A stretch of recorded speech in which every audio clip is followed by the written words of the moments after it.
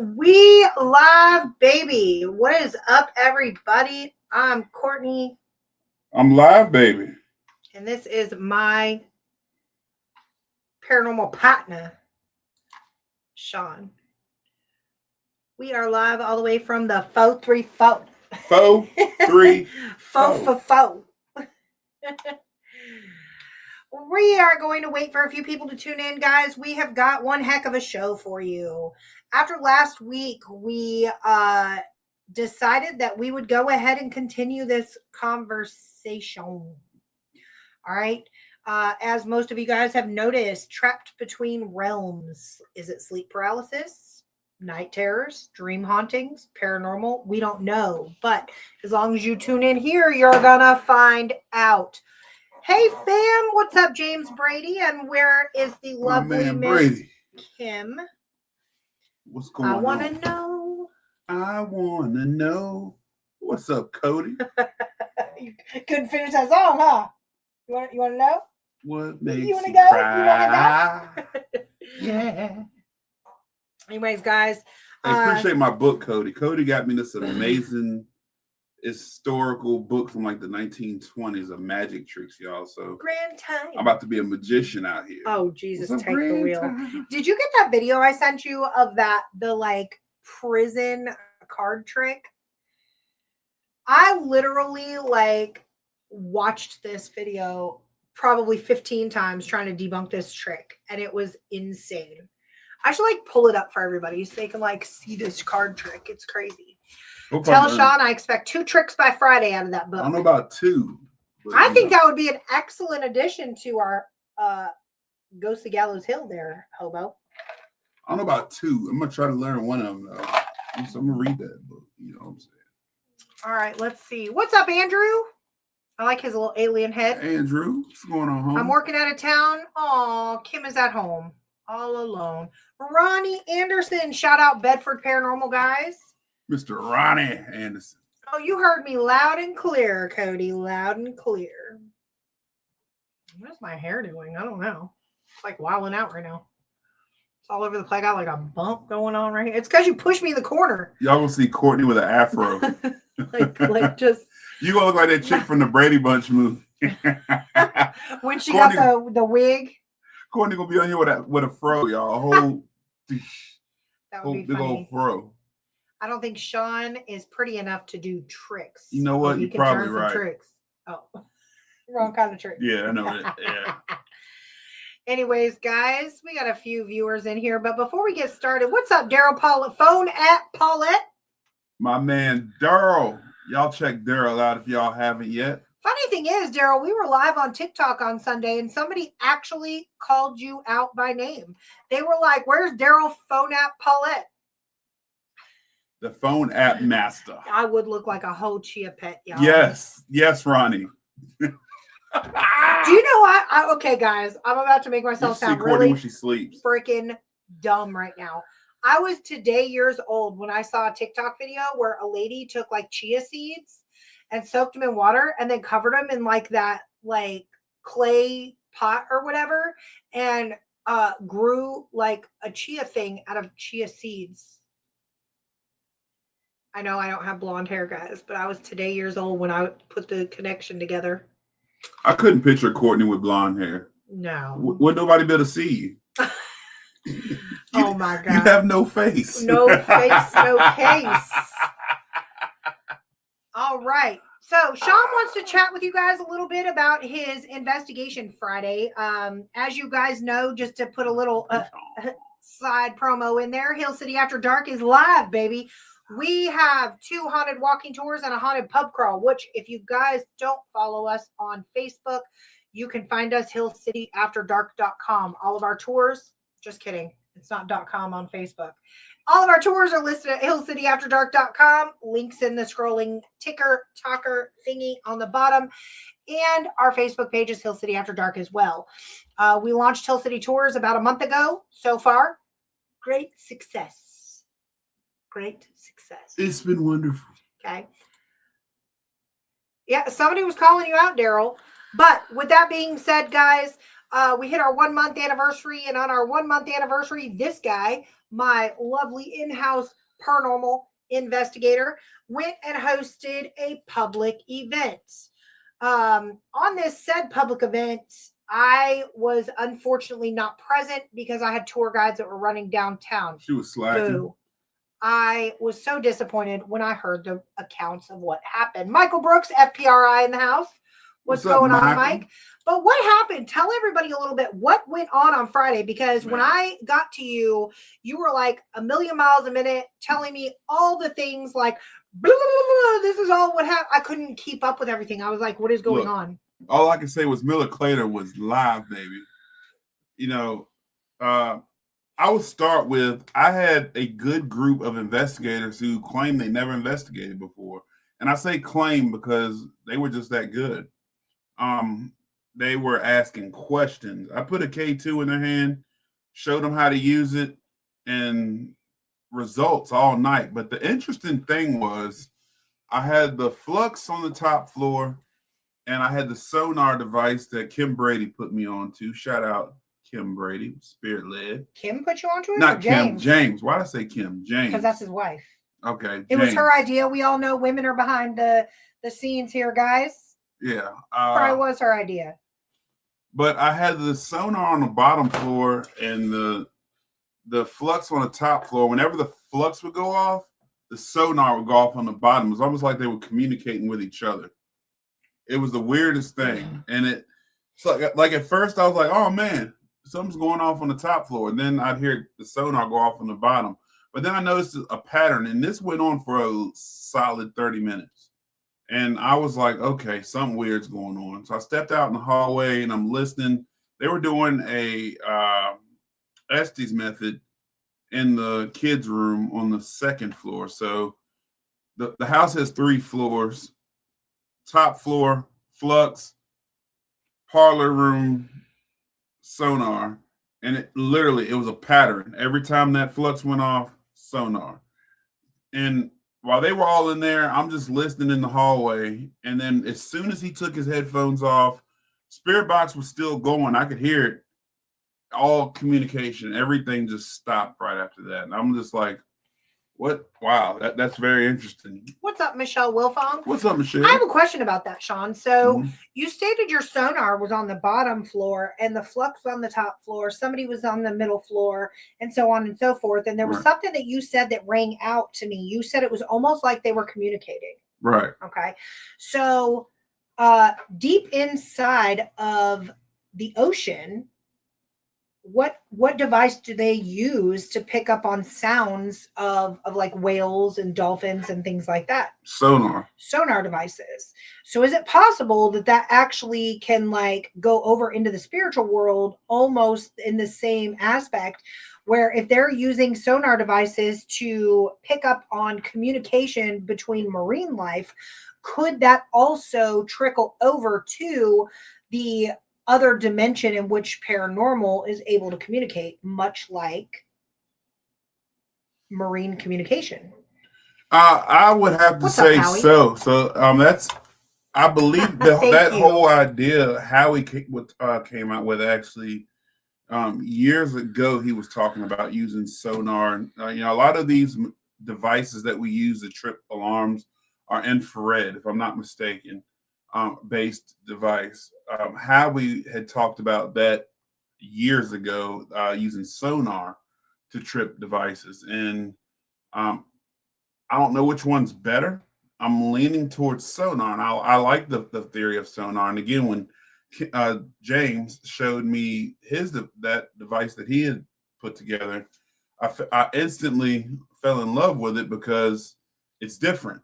And you can also see how far away, it will show you how far away that device is picking up. Now, I was unable to see that because I was on the second floor, but what I loved about it was that device was not going off until the flux was going off upstairs. Now, that device can't be triggered by another device, especially 2 other floors up, well away from each other. And it was just very interesting how that was happening. But that was accompanied by knocks. It was accompanied by voices and other things going on in the house at the time. And again, I couldn't pinpoint anything other than a pattern of one going off, not the other. Now, again, what was even more intriguing, and again, shout out Howie Odell with the Rift Nation Network. Y'all check him out, especially right after this show at 9:00. Freaking awesome paranormal show with Ryan Jones and Rhonda Harris. But the thing that was odd to me was all activity ceased when those headphones came off, and he was no longer doing the Estes method with it. And he was getting direct answers through the Estes method. I thought that was very interesting as well. I will say that even more interesting than that, that device did not go off anymore while we were on the second floor. It didn't go off again until we went up to the third floor, which the mother got affected on that floor to the point where she couldn't even walk into that bedroom. And I thought that was very interesting because again, it typically What's up, Mama D? It typically does not affect women. Hey, mom, love you. It typically doesn't affect women on that floor at all. Which is interesting. The reason I was asking, hold on, Cody said I will admit the house is the only one that I just can't stay in long because the energy or something affects me. It's very active. Gotcha, Howie. Gotcha. Yeah. Hop on YouTube. All right. So the reason I was asking about sonar and marine life is because it's my understanding that sonar typically is a device that's only used underwater. So I'm trying to process and wrap my brain around how you can use it above water. And it's my understanding that the technology behind it is designed like they have like it could be used like through air, right? Like acoustics, so to speak. So air molecules like are more loose and spread apart than say like in water is more dense and stuff like that. So how does your device differ from say like underwater sonar or something that is utilized? Like, is there a correlation between underwater sonar devices and your sonar device in the paranormal realm? Or do you think, like I said, wrapping back, because I really didn't get a direct answer from you, how would that correlate to like the paranormal realm being on the same realm as like maybe like underwater or like marine? So Howie said it's passive sonar. It shoots out, then returns a signal back to the receiver input, right? Which would technically bounce off the acoustics, and it's looking for like an echo. Right. And so that's where I was going to go with it. So when it shoots that signal out, it's waiting for something to break that signal. It's same to me. It's pretty much the same as the infrared, but it's going by. It's breaking that barrier that is shooting out to return the signal. It's like anything else that works. I like it different because another thing that Howie and I talked about is the infrared itself being different than sound.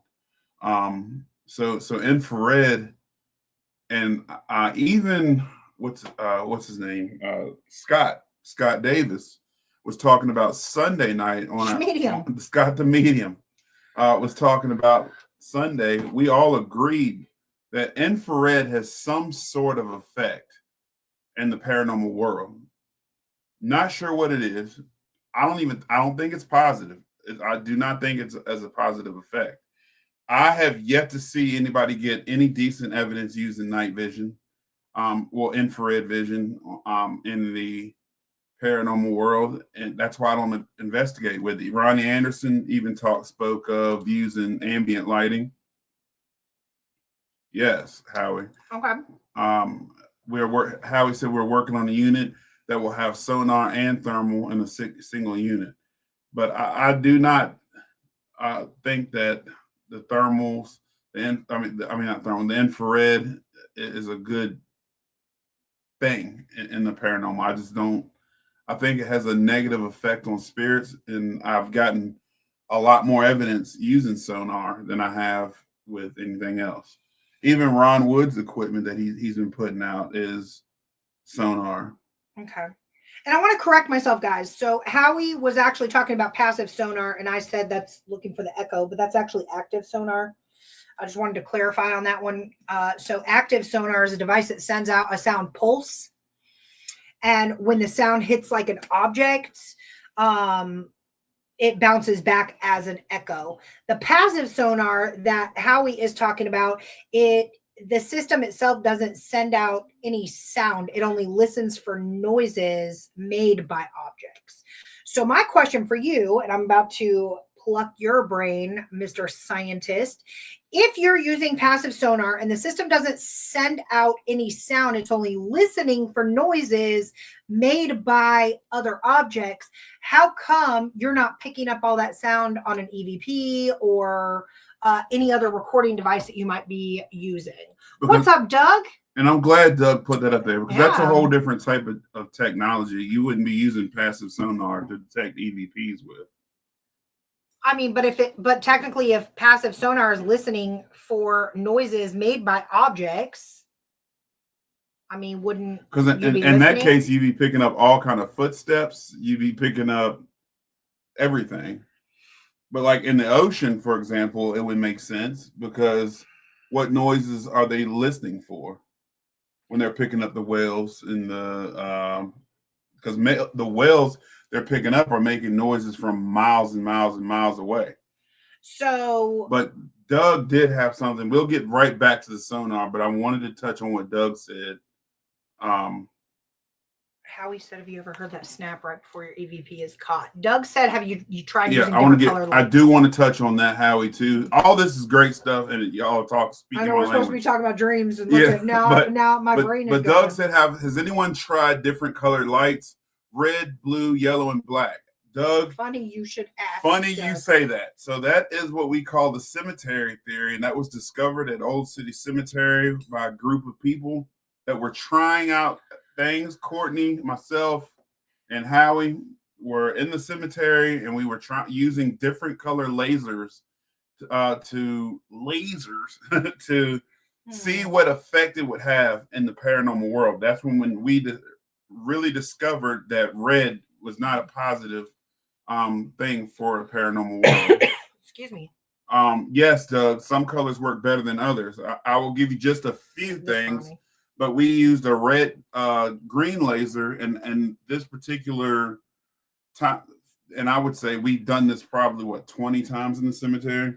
Each time we did this, it would literally kill the green laser probably within 5 to 10 minutes of us cutting it on. Fully charged lasers. I know the paranormal people would ask us questions that we all know the answer to, but fully charged lasers, I'll get all the dumb questions out of the way, and they would kill it instantly. And literally we would use those lasers as an on and off switch, pretty much as a yes or no device. So we would say, hey, if you are here, or if you're a certain person we were speaking to, can you cut the light back on? The light would pop on. Can you hold it on? It would hold it on. It would do whatever we asked it to. Those red lasers we were using, and Howie was a witness to this, it would kill those instantly and would not cut them back on until our investigation was over. When the investigation was over, the laser would come back on, full power, stay on, no issues. Howie even investigated a Sandusky with a purple laser. And with a purple laser, a full body apparition manifested in the room with 6 to 8 people watching during a public investigation, and that was freaking amazing. So we've experienced with several different colors. And yes, Doug, I fully agree that different colors have different effects with people. Ronnie Anderson just backed that up as well. Howie said, I missed that. Oh, interesting. I only pick up orbs and spirit waves with red light. Or I do not pick up orbs and spirit. God, why can't I talk right now? Only black and white. I knew what I wanted to say. My brain was processing faster because I'm trying to sit here. And guys, let me break something down to you. So in the context of, I was trying to get Sean to explain, and he's done a phenomenal job. So I just want to kind of, dumb it down, because people like me need things like this to be broken down, because I'm not a science expert. Nerd. I'm just kidding. But in the context of the paranormal realm, sonar and its wave-based counterparts, okay, are used to detect invisible movements, map anomalies, and capture unexplained audio responses. So because ghosts are traditionally thought to lack a solid physical form, standard underwater sonar is not used. Okay. Instead, real world investigators put together devices like Sean's, and I wish you had it so you can show people, but put together devices like Sean's that adopt like an in-air and electromagnetic principle behind it, and then they build this out, right?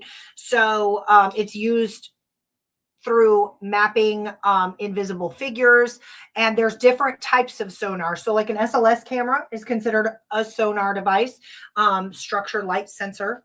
Okay. Then you've got LiDAR. That's also considered a sonar device. You've got radar and things like that. So there's different devices here, but what Sean's is doing is you put together this device, and guys, Sean built this. It was like watching a mad scientist at work. All right. For a whole day. I'm like, it didn't take a whole day. Not a whole day, but a couple hours, guys. I'm watching this guy, and he's like he's got these goggles on and this astronomical like magnifying glass, and he's like soldering and listening to music. I have my eyeglasses. Like it was wild. You can say my glasses are goggles now. Yes. But what he built essentially is an ultrasonic distance sensor. Okay, so it's like a pod-like distance sensor. A lot of times it's put in doorways, hallways, open places where nothing can actually like bounce. And then if something passes by it, it will bounce like the sound wave back and track it. An alarm then triggers and tells you the exact distance of the invisible passerby. Okay. How about ambient lighting with controlled smoke and fog? And that's actually one that I haven't done yet. I want to do it. It's just that a lot of locations that we investigate, and I was talking about this the other night. So locations that are like the asylums that everybody loves to go to, I don't care about those too much. Places that are, I'm more of a history guy, so I'd much rather go to like a place that has history related things more than an asylum, because we all know what happened in asylums, you know. So historical locations that aren't beat to hell and torn down are trying to preserve their location. So me using fog in there, I'm not sure how they would feel about that. That's the only reason why I haven't done it yet. So if I do go to a rundown place again, or a place that doesn't care if I use it, I will do it. It's hard to use them in certain places. But I would love to start experimenting with them. Like for example, Miller Crater, this place is well over 200 years old. So trying to preserve that wood, it probably wouldn't be a good idea for me to run a fog machine in there. That's a lot of moisture in there. The Doss House was interested in you doing it there. Yeah, the Doss House, I wouldn't have to. It manifests its own fog in there. But apparently Miller Crater is doing that now too. Yes, which is very, very interesting. But Ronnie, that's a very old school thing that you brought up, and I've been going more old school now. Speaking of that, if Doug Kennedy's still in here, Doug, I'm gonna pick on you for a second.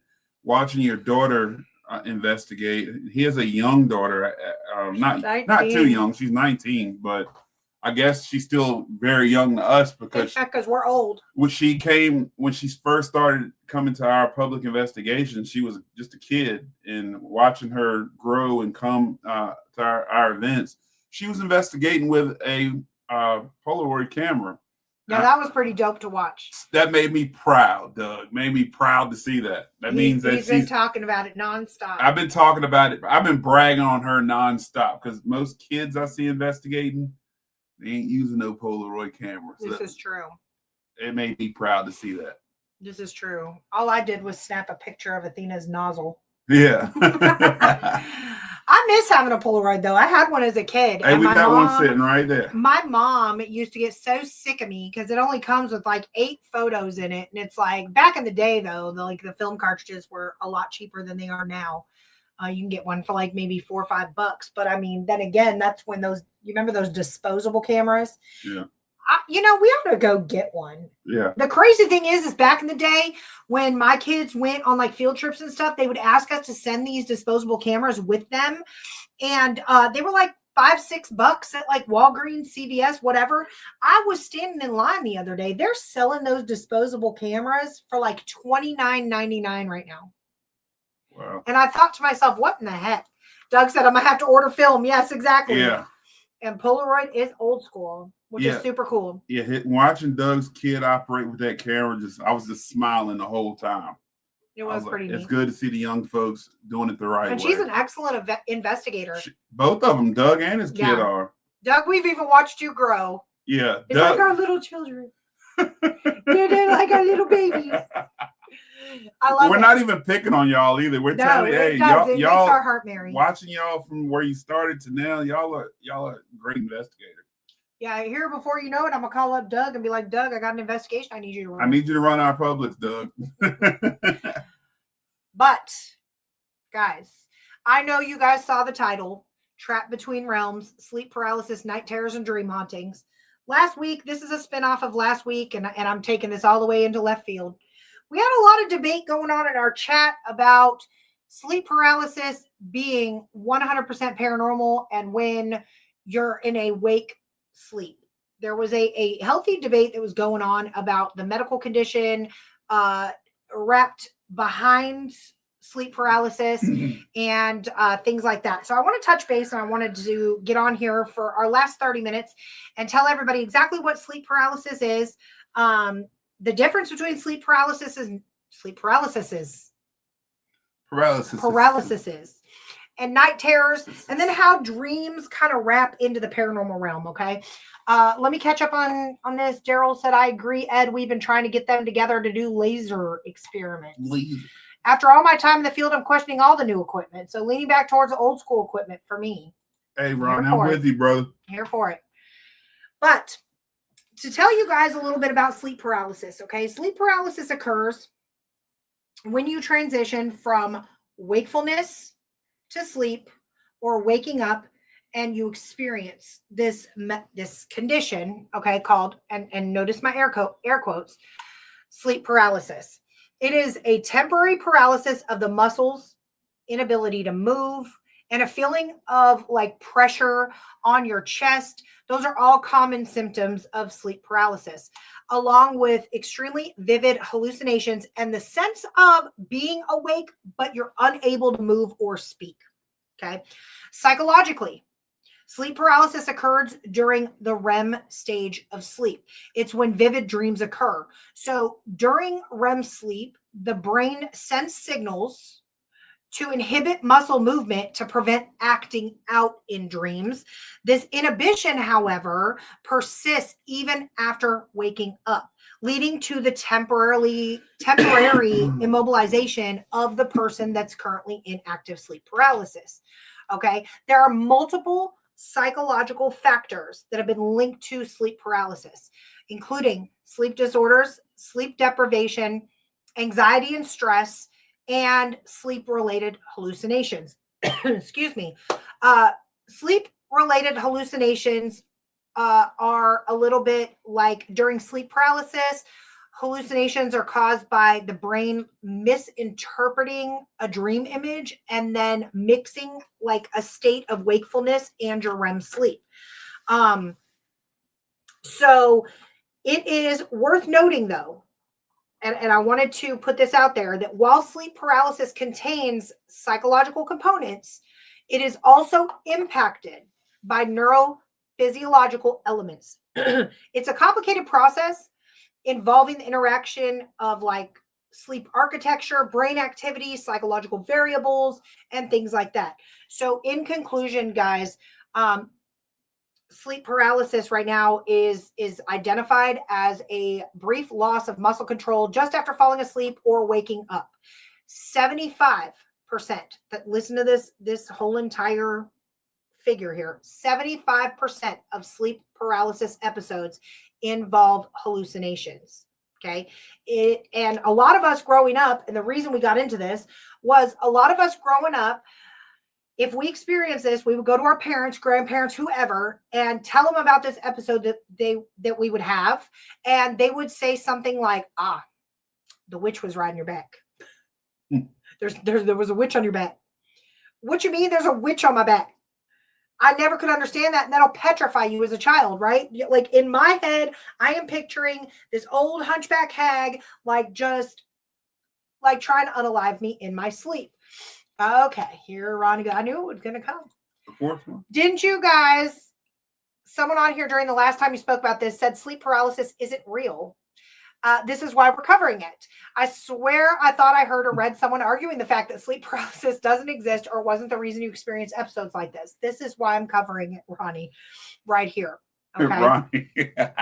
Gotta love you, Ronnie. That's why we love you, Ronnie. So, individuals who have sleep paralysis frequently experience a mix of physical immobility and these hallucinations. And then individuals who experience paralysis or immobility upon waking up or throughout the transition to alertness, they're unable to move and talk.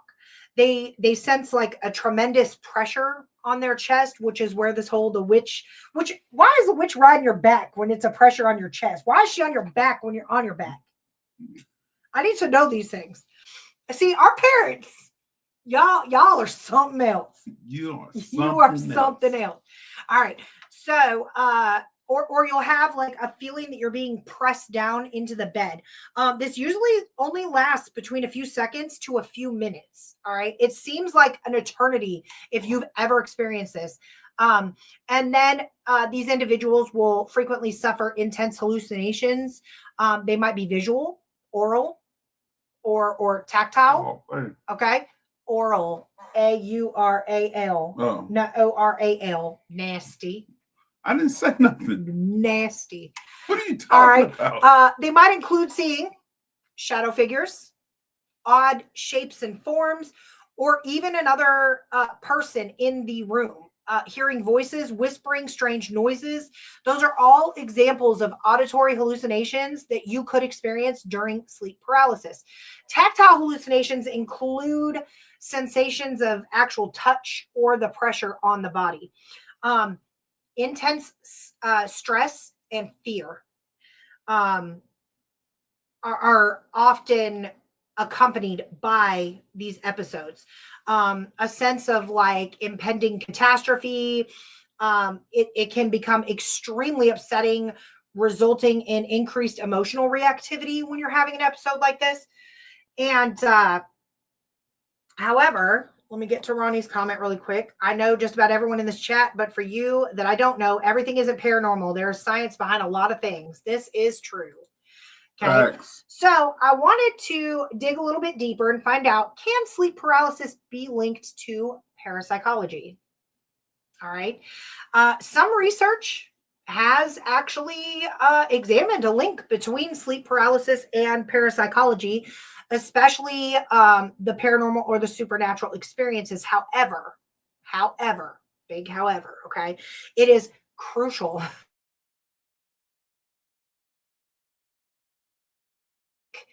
Like, consensus does not support the idea that there is a direct correlation between sleep paralysis and the paranormal. Okay. Upon doing a little bit of more digging and things like that, a lot of it is cultural beliefs and interpretations, including like paranormal explanations impacting like your paralysis episodes.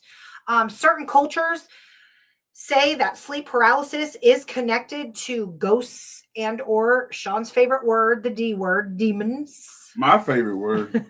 When was the last time you heard me say that word? These cultural interpretations do not prove the occurrence of paranormal. So I wanted to emphasize on that, guys. Again, sleep paralysis hallucinations are very vivid. They entail sensing a presence, seeing figures, experiencing odd sensations, and just we as human beings need an explanation for things. Okay. That's how we operate. Right. When something happens, we need to explain it. We have a need to be able to come to a conclusion as to why something is happening. So immediately, if I wake up, I'm in a sleep paralysis state, and there is a man standing in the corner of my bedroom, it's a ghost. I don't care what nobody says. The boogeyman is coming to get me. I didn't cover my feet. You know, something happened. I need to explain is it the why. Boogeyman or the Boogie Woogie Man? It's something. It's something. Okay. Somebody left a closet door open. I need to make sense of it. That's how people's brains operate. We have to make sense. Just like in real world, guys, we've got to place blame, because if something happens, we have to have something or somebody to blame for stuff. Okay. Because if we didn't, it wouldn't make any actual logical sense. Nobody to blame. All right. Scientific study connects the hallucinations to the brain's like misunderstanding of imagery and the mixed state of waking and REM sleep during this paralysis episode. It can 100% be explained by neurophysiological and psychological aspects, guys. So abnormalities in REM sleep, brain activities, sleep-related diseases, stress, fear, anxiety, something really bad happened to you. Sean was talking last week about sleeping on his back. You know, that could trigger it especially if you have like sleep issues, sleep apnea, whatever, you know, you might actually have. Cool part about this is if you do a little bit of research on sleep paralysis and the hallucinations that come with that side effect of this condition, some really cool artwork came out of it. People were actually able to wake up fully and put their image that they saw during a hallucination onto a canvas, and has made for some really cool art. The most famous painting is called The Nightmare by Henry Fuseli. It was high. Okay. That's and it is dope. It depicts like literally a dragon type figure in the corner and a little short demon sitting on a woman's chest. And this woman is laid up looking. It's a very neat piece of art. Okay. But I wanted to also touch base on the difference between sleep paralysis and a night terror. Okay, because there is a difference here. We went over sleep paralysis, guys. Let's jump into night terrors. Night terrors, also, you might have heard them called sleep terrors, etc. This is a type of parasomnia. All right, this is a disruptive sleep disorder involving abnormal behaviors during sleep. These also these do occur during non-REM sleep. Whereas sleep paralysis happens during, like, when you're waking up from a REM sleep or going into a REM sleep. Night terrors occur during non-REM sleep. Particularly, most of the time, it's the first like third of your night deep sleep, like your slow wave sleep. They're more common in children. They can affect adults. Especially those that have significant sleep deprivation or are under extreme levels of stress. During a night terror, a person will or can suddenly sit up in bed, scream, flail their arms, appear terrified, all while still being in a deep state of sleep. Unlike sleep paralysis, this individual is not conscious during this event and most of the time has no memory of it afterwards. A lot of the time you have to, if you have a partner that has night terrors, you have to remind them or tell them what happened. And a lot of the time they're looking at you like you're insane, and that could never, ever happen to them. Trying to wake someone up, I do want to put a disclaimer out there. Trying to wake someone up during a night terror is extremely difficult and can actually worsen their agitation and their confusion. So it is not advised to wake somebody up during a night terror. They are typically brief. They last a few minutes. The person usually returns to completely normal sleep afterwards. They are not affiliated with hallucinations in the traditional sense, that is, but the person may appear to be like frightened or reacting to something within a dream or a mental image. James Brady said, do you think that movies and television make sleep paralysis and night terrors seem more sexy than it actually is? I do believe that movies and television make sleep paralysis and night terrors seem definitely fluffed up. But on the flip side of that, I feel like movies and television can also amplify if you have one of these conditions. Okay. The key differences here, guys, there's key differences. Okay. And it's important to note that both these conditions involve intense fear and disruptive sleep. But here are several characteristics that you can use to actually differentiate between the two. Okay. Awareness is one of them. In sleep paralysis, this person is fully conscious and completely aware of their surroundings. You conscious. In night terrors, though, this person is in a state of partial arousal and does not become fully awake during their episode. So awareness is going to be key here. Memory. Okay. People with sleep paralysis will remember the experience vividly, be able to paint you a complete picture, tell you exactly what happened to them, what they saw, what colors it was, the whole nine. Those with night terrors have little to no memory of the event the next day or upon waking up. Okay. Movement is going to be key. Sleep paralysis. I forgot to put a laughing, crying face. Sleep paralysis involves complete inability to move, whereas night terrors involve thrashing, screaming, sitting up, jerking, the whole shebang. Okay. Timing is going to be another one. All right. Timing. Sleep paralysis occurs during transitions between REM and wakefulness, and usually in the very early morning. Okay. Night terrors occur, again, like I said, during non-REM sleep. So it's typically within the first 1 to 2 hours of falling asleep. And then age groups. Age groups are a big thing. Night terrors are more prevalent in children, where sleep paralysis is more common in adolescents and adults. All right. Hallucinations, sleep paralysis includes visual, auditory, and tactile hallucinations. These are often misconstrued as paranormal and supernatural, guys. They really are. Night terrors generally don't involve any hallucinations at all, though the person may seem frightened by something that they might have imagined or saw. They don't involve any hallucinations. Both sleep paralysis and night terrors can be influenced by underlying factors. As I stated before, sleep deprivation, extreme stress, anxiety, irregular sleep schedules are a huge one, Sean. I'm just messing with you. Oh, yeah? All right. Mental health disorders, PTSD, depression, anxiety, all those things play a factor in sleep paralysis and night terrors. Substance use, including stimulants, alcohol, those things play huge factors in sleep paralysis and night terrors. And then narcolepsy, sleep apnea, and other sleep disorders. Okay.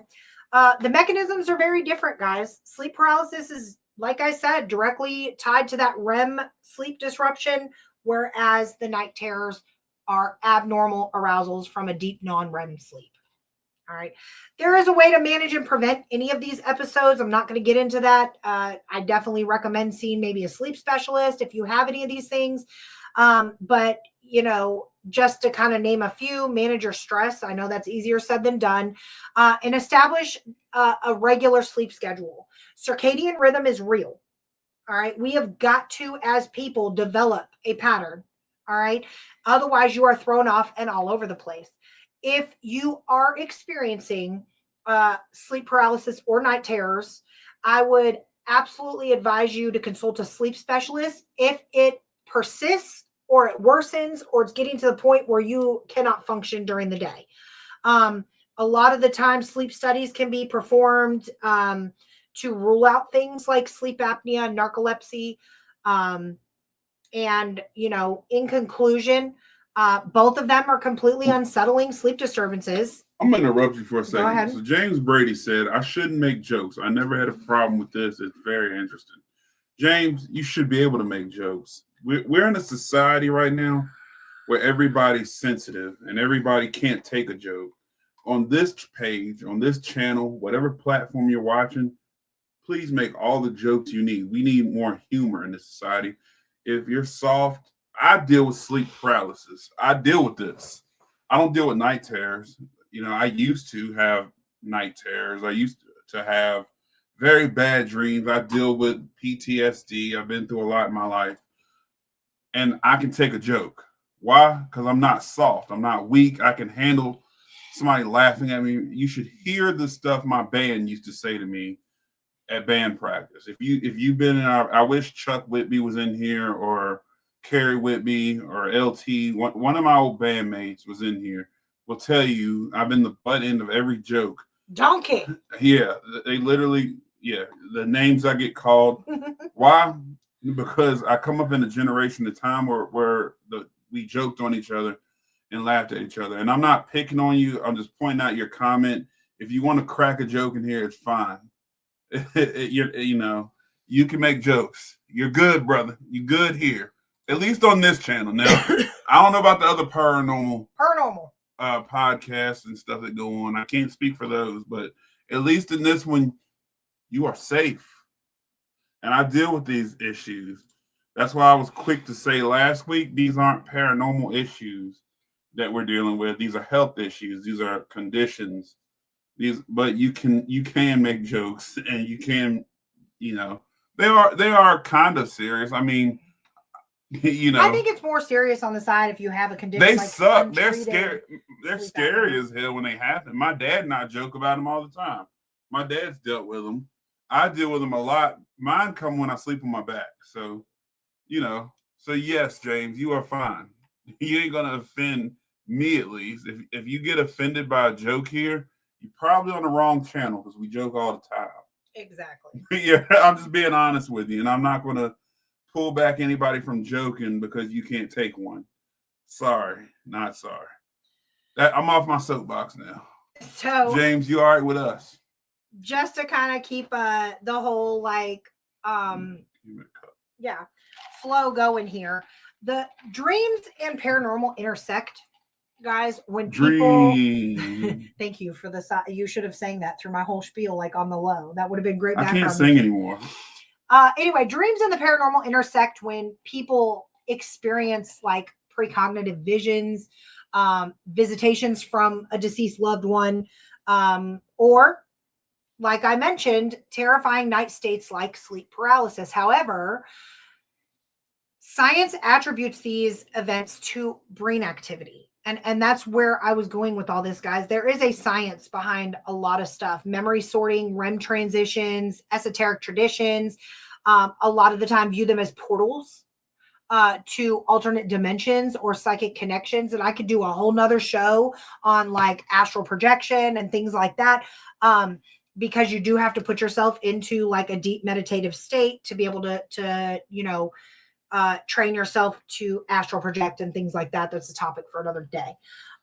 Let's see. James said we should absolutely be able to rip on each other. I appreciate y'all and love Tuesday nights because of the format you provide. Well, thank you, James. I appreciate that. Appreciate you. But as I said, guys, the sleep paralysis piece is when you blend the REM sleep with waking consciousness. And then those hallucinations is what causes that idea of the paranormal.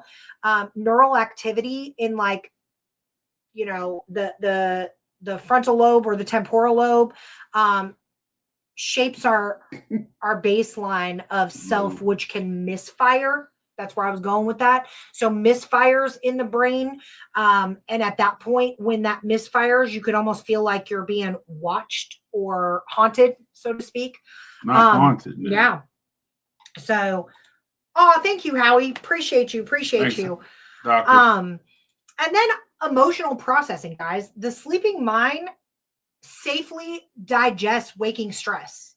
All right. Deep-seated anxieties, trauma through symbolic and horror-themed imagery happens like in that sleep state. So that could give you the sense of like, you're being haunted. Something is in your room. That there's a man in the corner. The closet door's open and you see things. I whatever. got this feeling like somebody's watching me. I'm about to take it on the flip side and tell the other side of it very briefly. You better not say it's paranormal. Okay. Precognitive dreams. Many people believe that certain dreams accurately foresee future events and carry intuitive warnings. Oh, I believe that. Okay. Visitation dreams are a big thing. Encounters with deceased loved ones are often interpreted as like actual, authentic spiritual communication rather than just a random hallucination or memory that you retrieve out of nowhere. But hold up, though. Are those really dreams or are you awake? Because when you're asleep, you're most vulnerable, right? You're in a vulnerable state. You're relaxed. You're not really thinking. You're not really conscious. You're in your bed. You're on usually on your back or your stomach. And that's the time where your mind is not really functioning the way it should. That could be the time of spirit. Or does it?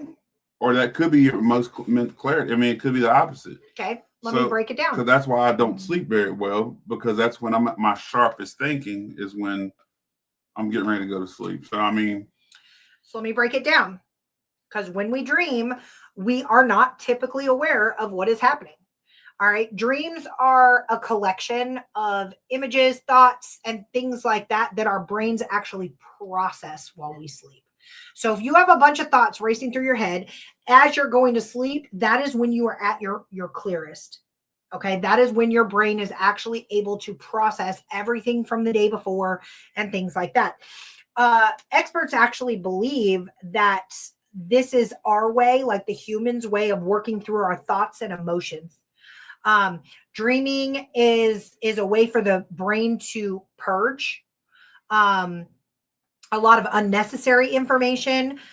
However, some dreams are more significant than others and can be interpreted to reveal something about like our subconscious, which is why paranormal dreams are generally characterized by feelings of fear or terror. And the following that I'm about to give you actually are some of the most common paranormal dreams out there. Okay.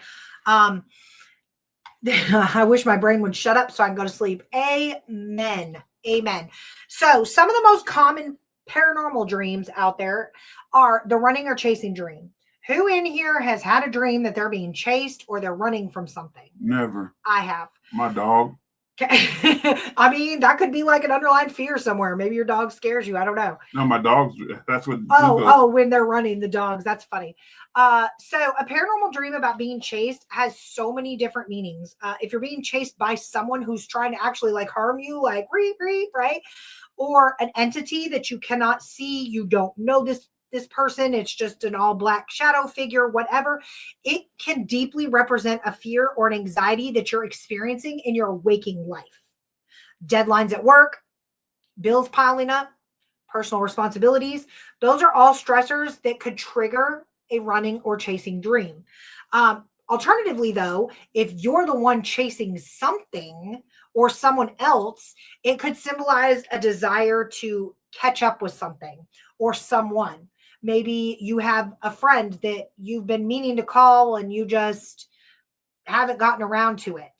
If you have a dream that you are chasing something or someone, that could be a sign that you might need to catch up with someone or catch up on something that's important to you. Okay. Put in the comments if you've ever had a dream that you've been lost in a maze. Okay. I've spoken to a lot of people who have told me about the mirror maze dreams. A lot of people have mirror maze dreams. They walk into a mirror maze. They can't get out. Dreaming about being lost in a maze is a sign that you are feeling overwhelmed or confused about your life. All right. It could also mean that you are struggling to find your way through a difficult situation. If in your dream you are stuck at a dead end, it could represent an obstacle or a challenge. But alternatively, the maze could also symbolize something that is trapped inside you, which you're trying to figure out how to release. Okay.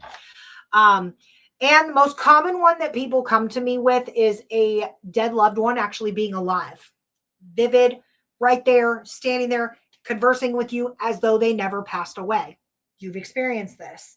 Okay. I've experienced this where you've had a deceased loved one that comes to you and it feels so real, like they're right there, almost like you could reach out and touch them. A deceased loved one coming to you as if they were alive could be a sign of change, transition. Most of the time it's positive. Positive transitions that are about to happen in your life or are currently happening in your life. A deceased loved one showing up in your dream is a clue that a complete shift is in the works, especially if something in your past has been holding you back from moving on. Okay.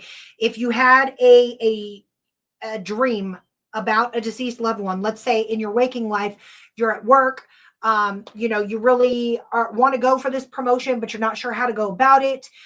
Something is holding, you feel like something's holding you back. You don't have the courage, the guts, anything like that to make that leap, to take that dive, to take that risk, to invest that money, whatever the case may be. If you are visited by a deceased loved one and they're standing there clear as day, as though they're alive, okay, a shift is in the works. Change, transition, it's always positive. James said, I dreamed about burnt body parts as a child. James, we will talk about psychological issues right after this show. I'm just kidding. That could have some significance. I was talking to somebody quite recently, guys, about a specific dream that they were having. A lot of the times, dreams are a gray area. They are really, honestly, a read between the lines thing. Okay. I would have to get a little bit more context to be able to interpret like a burnt body parts as a child. I would ask you things like, did you see somebody who was burned in a fire? Did you watch a news show maybe as a child where there was a house fire and somebody unfortunately, lost their life or something like that? I would need more context about that, but I could definitely interpret that for you if you gave me a little bit more detail. Daryl, I had a dream about me in a bad car wreck for about a week. And that following Sunday, I was in an awful car wreck that put me in the hospital for a week. So that is a premonition dream. And that is where the fine line that I was talking about was coming up here, where you could actually almost like have a premonition style dream. That's where the fine line between like paranormal is coming into play in the dream realm, because are we able to see our own future? Are we able to predict those things?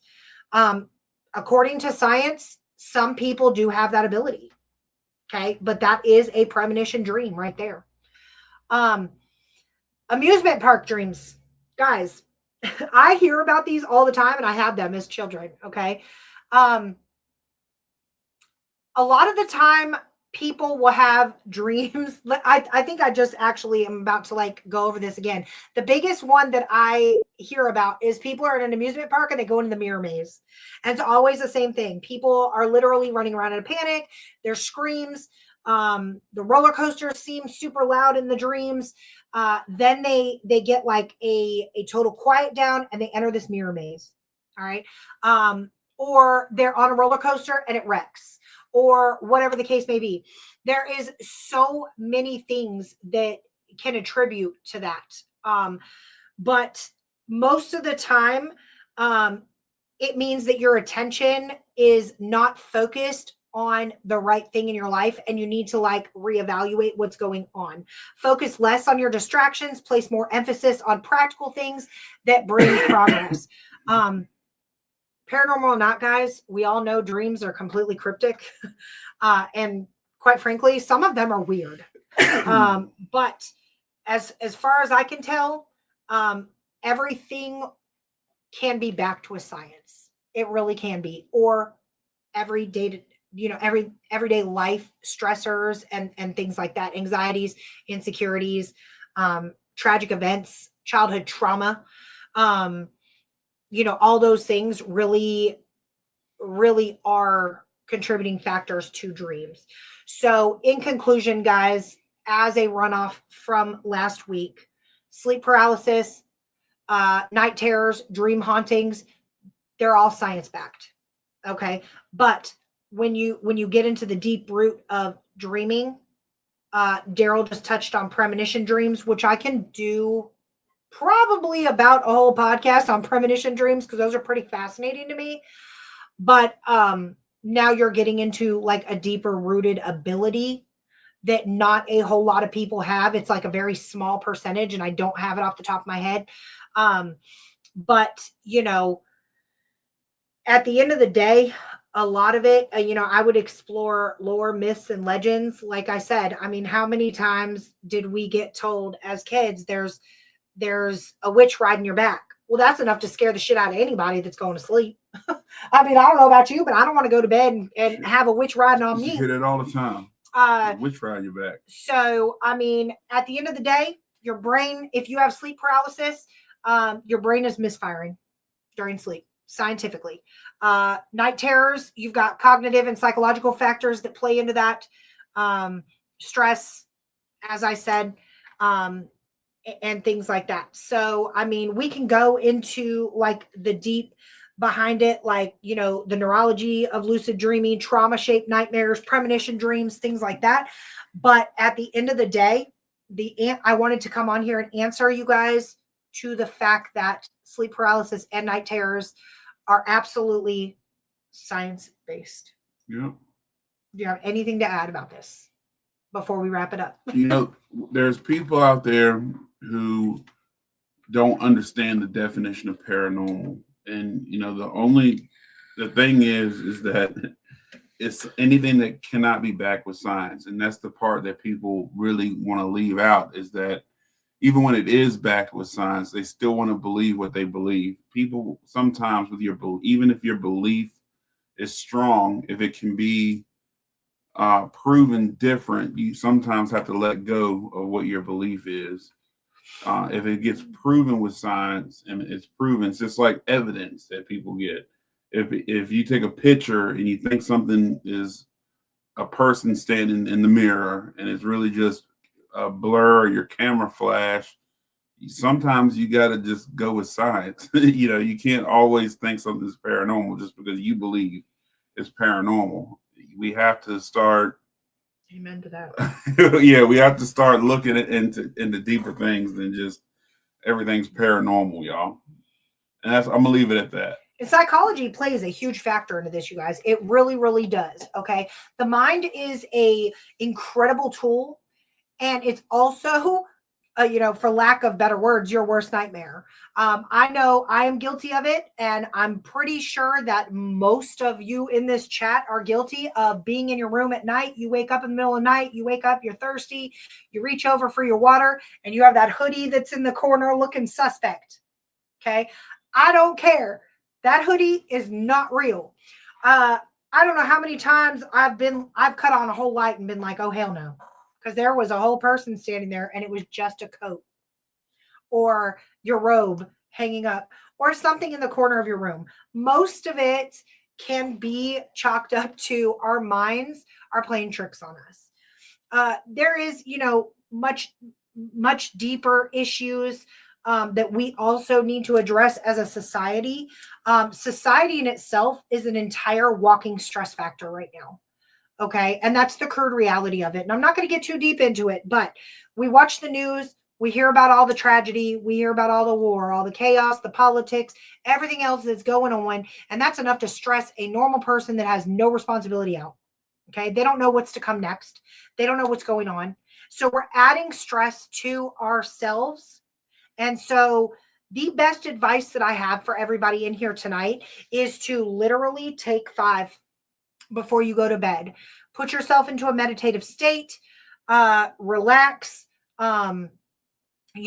use products like lavender. I use my lavender oil every night before I go to bed. I say a little prayer and, I drift off into sleep. I cannot remember the last dream I had, guys. I really can't.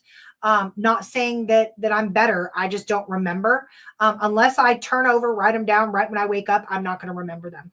But I also suggest, if you are somebody that suffers from night terrors, that suffers from sleep paralysis, and very vivid dreaming or premonition dreams, absolutely keep a journal next to your bed.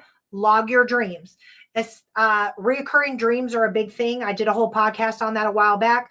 Reoccurring dreams are definitely a deeper symbolism, and it's worth journaling. Write them down. This was great, very interesting. Thanks, Grand Time. Appreciate it, Grand Time. Thanks, Daryl. I will share those dreams with you when I see you. Absolutely, I'd love to hear about it, and I could work with you on interpretation of that for sure. But guys, as always, we're out of time. We are proudly sponsored by the Rift Nation Network. I don't want to take too much away from the freaking awesome paranormal show, who is on the Rift Nation Network. So head on over and listen to our friends Ryan Jones and Rhonda Harris as they discuss things, all things paranormal. All things. All the things. Paranormal. But until next Tuesday at 8 p.m. Eastern Standard Time, guys, I'm Courtney. I'm Sean. And we'll see you on the other side. Sleep tight.